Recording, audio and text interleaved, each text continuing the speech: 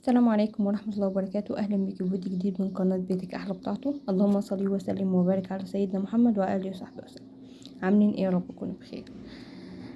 طلعنا من رمضان وكل سنة وانتم طيبين، وعيدنا وخلصنا دخلنا على طول على الامتحانات، عشان وقت الامتحانات وتنجزي مع ابنك أو بنتك أو يبقى كذا حد.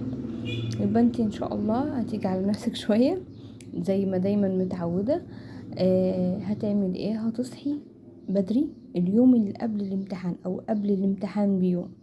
هنصحى بدري، هنعمل اكل يكفينا يومين، على اساس ان احنا لما نذاكر لاولادنا يبقى عندنا وقت ان احنا يعني نذاكر لهم، ناخد بالنا منهم واعملوا وسووا. طبعا حتى لما بيكونوا في سن صغير، ادي المشكلة يعني في ابتدائي والحاجات كده. اما بيكون ثانوي يعني تراعيه بقى، ونشوف الاكلات المفيدة، عين الجمل، البطاطا والحاجات دي تتاكل اثناء المذاكرة.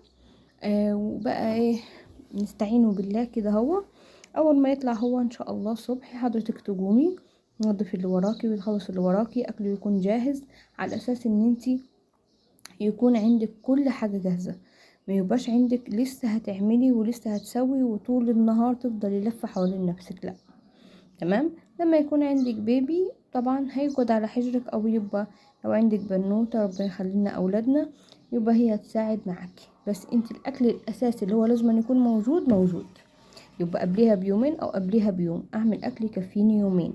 تمام. انظم ازاي هاكل بكره ايه، علشان ما اجهدش نفسي، ما بقاش لفه حوالين اليوم اقول له ثواني هكنس ثواني هعمل. لا، ده مرفوض تماما. وطبعا بنهتم طبعا قبل ما يطلع الامتحان الصبح كوبايه لبن، عشان بيبقى فيه توتر والكلام ده ما بيرضوش ياكلوا. فان شاء الله ربنا يعيننا وينجحهم ويدينا على قد تعبهم تعبنا معاهم ان شاء الله. وكل سنة وانتم طيبين، وان شاء الله نتائجهم تطلع حلوة ومرضية، واللي في ثانوي ربنا يكرمه ويحقق له كل اللي هو فيه. السلام عليكم ورحمة الله وبركاته.